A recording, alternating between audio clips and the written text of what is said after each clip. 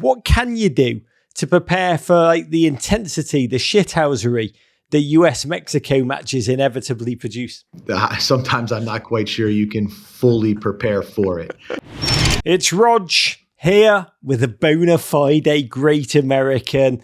And if you adore the US men's national team and have savoured their recent Nations League victory, you will be so familiar with this big rig story. A bloke from the Jersey Shore who fell in love with football and then coached at every level of the game. D3 ball with Ursinus College in 2003, the Mighty Bears, Villanova, USL2, MLS, some journey, all of which to say he joined US Soccer as an assistant and in an hour of need stepped into the breach to become the interim national team coach, living out the value of cometh the hour, cometh the Callaghan, after savouring glory in the Nations League and orchestrating buccaneering performances against our two greatest regional rivals. On the way to victory, I actually spoke to my friend, the statistician Paul Carr, ahead of this interview, asked for a data point that would capture the magic of this story, and Paul said simple: your guest is the only perfect US men's national team coach in our nation's long history. It's honestly a joy to welcome in the midst of the United States Gold Cup 2023 campaign in which he is now immersed, a gent who's lived the dream while making many of ours come true. BJ Callaghan. Hello, Raj. Thanks for having me. BJ, honestly, it's a joy to see you. Let me take you back. January 16th, 2019, you joined the US men's staff. You're a strategy analyst and assistant coach. Similar-ish to what you'd done at the Philadelphia Union for 7 seasons with my mate Jim Curtin. But it's a leap coaching the US men's national team now against two of our truest frenemies in tournament play. But I found, BJ, an old piece in which you gave an interview to Soccer America about your philosophy. It's a life philosophy, really, and I want to read it back to you. You said, "My coaching journey has spanned almost every level that the US soccer ecosystem has. I don't think I ever thought that far in advance. I like to pride myself, whatever job I have, I'm going to do the best I can. If someone recognizes it, gives you another opportunity, take that opportunity. But I've never said in 20 years, I'm going to coach at a World Cup. I think when I was coaching Division 3, maybe I'd coach in Division 1. It's all incremental." Can you talk about that, BJ? Because it's an incredible way to approach, well, everything. Yeah, I mean, it's true. Every bit of those words that I've said is, I've always been someone that just tries to be focused on doing the job. And I always look at things through, what type of value I can provide to the staff that I'm on. And in return, what type of value I can take back. So I've been fortunate enough through this journey across, again, almost every single level of US soccer to be involved with a lot of great people who have given me a ton of their experience which I've taken. I hope in return I've been able to be a great, hardworking member to them and give them something back. And each one of those steps has just led to the next step. And up until this point where I was asked to step up. I think the only thing above this that you could be is possibly the president of FIFA, BJ. I don't know where you go from here, but you're right. As an assistant coach, everybody I've spoken to who knows you just said, that's a gent that carves out a name for the long, long hours that he puts in. And then May 30th, 2023, you stepped up from behind the scenes into the spotlight and became interim manager of the United States men's national team to replace Anthony Hudson, who just stepped off. First, BJ, how does it all go down? When you're offered the job, I believe it was like a Friday morning ahead of the Memorial Day holiday, right? And you were packing your kids up to take your daughter to a lacrosse tournament in North Carolina. Take us there. Tell us how does it even happen? Yeah, that's exactly the story. I mean, I think as many Americans can relate, it's the Friday of a long weekend. As a dad to 2 daughters, you're just looking about logistics. So I'm up in the morning. I'm making sure we're trying to check in for the flight and double checking her suitcase and does she have a lacrosse stick and what's the weather going to be like? And lo and behold, your phone rings and it's, Matt Crocker. And on that, on the, and in a brief conversation that occurs, it says, "Hey, this is the situation that's occurred with Anthony. Would you mind taking over the men's national team in the interim basis for the Nations League and the Gold Cup?" I think there's maybe felt like a long pause on my end to process that information. It was probably about 5 seconds, maybe felt like a lifetime, but for me, it was like, it was a no brainer. This is what we preach in our environment. And again, sort of back to the journey, it's just sort of what I do. Is, the next opportunity, then I'll step up. And I think, I was motivated to do it because of the great people that I was going to have the opportunity to work with. I've got so many questions. I like a mental picture of you there in your shorts and your Crocs holding your daughter's D-stick. There's just noise all around you. Listeners, big mistake. Never answer the phone when the boss calls at the beginning of an important holiday. But you say it so matter-of-factly. Matt Crocker is your boss, sporting director, Matt Crocker. It's all very Last Starfighter that you are, the last gent around who can save the world. And I loved what you said at the time. You said you have to practice what you preach. And you said, I know it sounds cliche, but we always preach next man up, next man up. And at this point in time, that was me.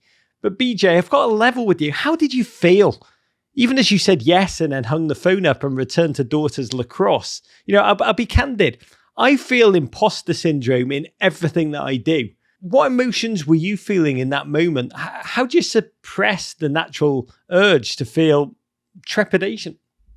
Yeah, I mean, listen, we're all human, Raj, and I would be lying to you if I didn't go through a whole wide range of emotions, right? And so the first part is, what did I just get myself into? And you do have a level of anxiety and a level of imposter syndrome. Am I prepared for this? And I think a lot of that comes from my understanding of the magnitude of this job and what was about to happen. But I think after a few moments, you sort of get in your head a little bit, and I started to think about two things. One, I started to think about the players and everything that was going to needed to be done. I had been fortunate enough to work really close with Anthony in this period, so you felt from a preparation standpoint leading in that we were in a good place. And then the real comforting and calming effect that I think took over and maybe lessened the anxiety and lessened that imposter syndrome was, I fell back to thinking about, we had really built something special here for 4.5 years. And the group of players and the group of staff that I was now going to be called to lead on, I've stood shoulder to shoulder with them and worked alongside them for so many years that I actually felt calm and safe at that moment. And that's what really helped me focus, was knowing that I had an unbelievable support group, that we had, all had ownership and the ability to build this culture.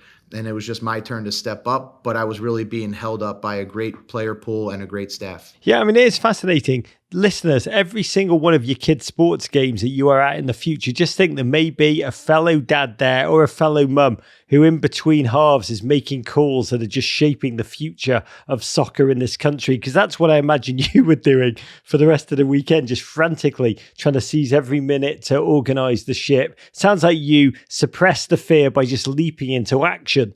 And first thing you had to do, call up the boys. Tell them that they've been selected for Nations League play. I think you said your first call was to follow in Balogun. Tell us what that was like. Yeah, so I don't remember the order of which calls they were. You are correct; they were happening on the sideline of a youth lacrosse tournament. So that is why didn't AT&T make that call series of those? That we would have all loved to see, BJ. That is the truth. Is sitting there with my AirPods, with one eye watching my daughter play defense, and I'm on the phone with Tim Ream, Christian Pulisic, Matt Turner, Walker Zimmerman, Jedi Robinson. So just, going through the whole list of making these phone calls. And like you said, one of the calls was to Balo at the end there. Again, I don't remember the exact order. It was pretty much a blur. But I can tell you that the conversations with all of those guys uh, sort of have resonated with the same exact theme was, we know you, we're comfortable with you, it's familiar, and then it was, let's go, we're going to win this thing. And we've had many galvanizing moments, and it was just one more, shared experience amongst us all that said, okay, it's another time for us to bond together. It's another time for us to show how strong our culture is that we've built over this long period of time. And it just became, not that we needed more motivation to try to win another Nations League trophy, but it just added to it. I picked Ballo because this was his first camp, his first game, his first impression. Can you talk about how you thought through making him feel like a fit under your leadership for the very first time?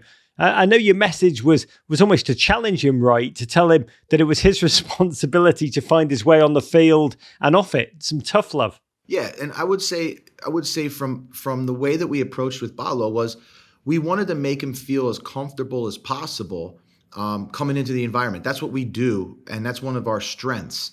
And I do truly believe that you have to show a person how much you care about them before you can start showing them how much and how much we can help them on the field. So the general idea was to give him that, and at the same time, it doesn't always have to be through like an outpouring of love. Like we are all people that thrive in elite competitive environments. That's what makes us tick. So at the same time, I wanted to give him the comfort that the brotherhood was going to welcome him in, was going to support him, and that the players and the staff were going to do everything we could to put him in a comfortable environment so that he could perform. But at the same time, you're right. We challenged him and said, you're going to have to put yourself out there, and there's a lot of expectations, and all we want you to do is come and perform at your level, and we all thrive off of competition.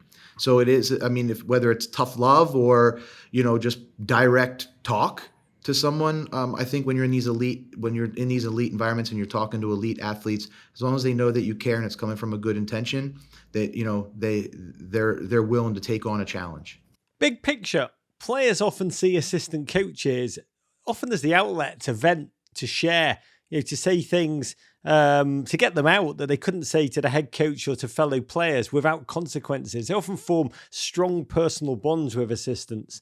Did you notice a change in the way those players interacted and viewed you, now that you were the head coach? Or did you ultimately maintain those almost peer-like relationships with the gents? Yeah, I think, I would like to believe that we just continued the more peer-like relationships. When I would address the team and when I'd address the leadership group, and even when we would all talk together as a staff, we wanted to make this a place where we could move the program forward. And that was by getting and giving ownership to the players.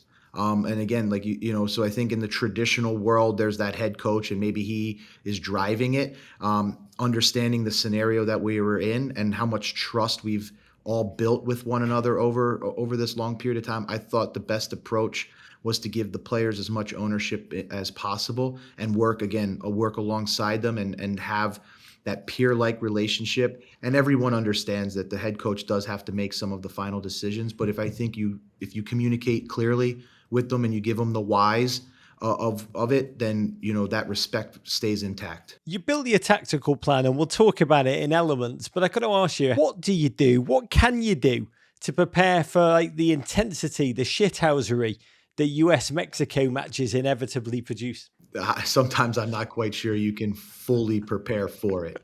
I do think you need to address it, and we speak about it in our camp about trying to expect the unexpected. And a lot of what we preach with the players and what they that we talk about with each other is trying to be more responsive than reactive. We almost want to think about how we're going to do it. Like, so if we get bad calls from referees or we, hard fouls or some, whatever we want to call it, chest to chest, head to head type of, trash talking. Like we want to have already almost like rehearsed our responses to that. And, are we always successful in that? No, but when you prepare for a Mexico-US game, that is another element that you need to discuss, and it's another almost phase of the game you need to prepare for. You also, BJ, let Christian Pulisic it seems to often have next to the last word. I am fascinated. Tell us something you've seen from the inside, the leadership role that Christian plays on this team. I mean, I've watched Christian develop so much as a person in our environment that it's one of the things that I'm most proud that I've had the opportunity to be witness of. He's a player, individual that has accomplished so much, and now it's really great to see him with that confidence, understanding that like he has the ability, the experience, the whole package to really drive a group of men. And giving him the opportunity to speak is a really easy solution because everyone has his respect. He has earned everyone's respect, and when he speaks, we know where it's coming from.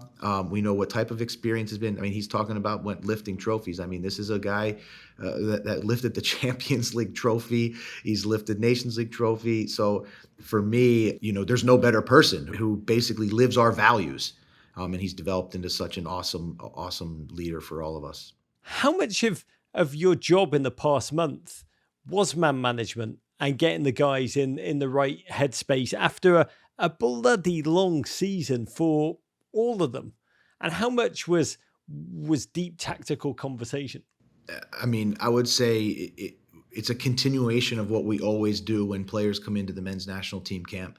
When they come into our environment, we want them to have the ability to sort of, enjoy each other, reconnect with one another, go back to experiencing uniquely American things. We're watching the NBA finals during the meals, and so just really giving them that safe place where they feel truly at home.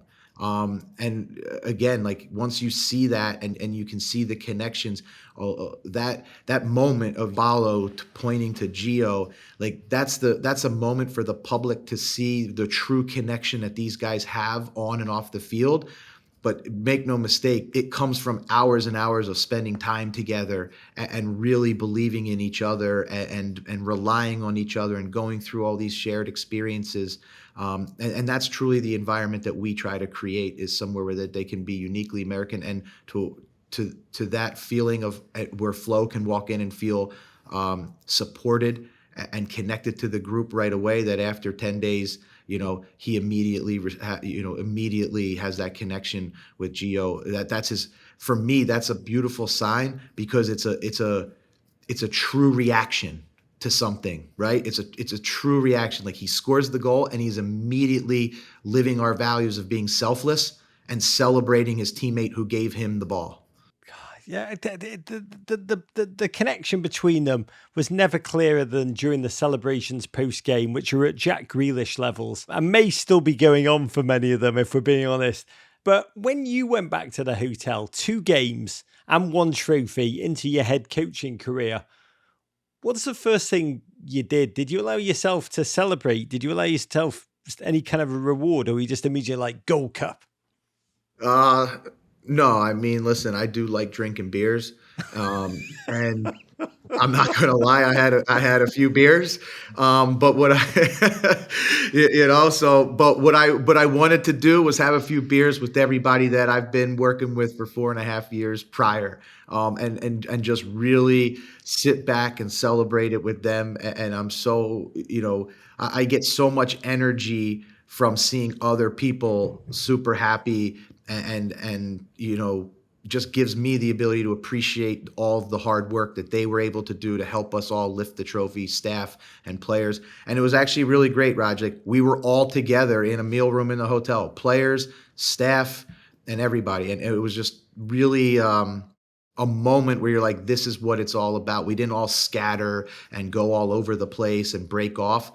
All the players, all the staff come up. We start to have a post-game meal, have a few beers, and the music's going and everybody's hooting and hollering, and it's like a family party, like everyone else would have. And then obviously afterwards they go see their families and break off. But for me, it was just to sit down and really soak it all in and look around and be just so happy for everyone who's getting so much enjoyment out of it. Vijay, you've got the Gold Cup looming ahead of you. Yeah, again, your team of defending champions.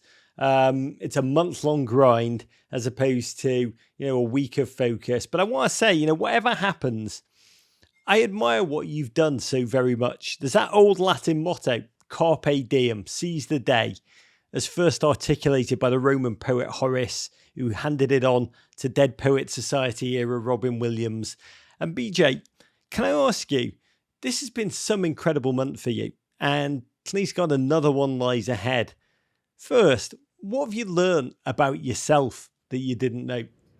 That's a great question. I mean, for me personally, it's that everything that I thought I believed in, when it's tested now in a leadership role, it's what I'm falling back on. And what I've realized is that for me, it's just about being my authentic self, being myself to the players, being myself to the staff, the same BJ Callaghan that they've known before.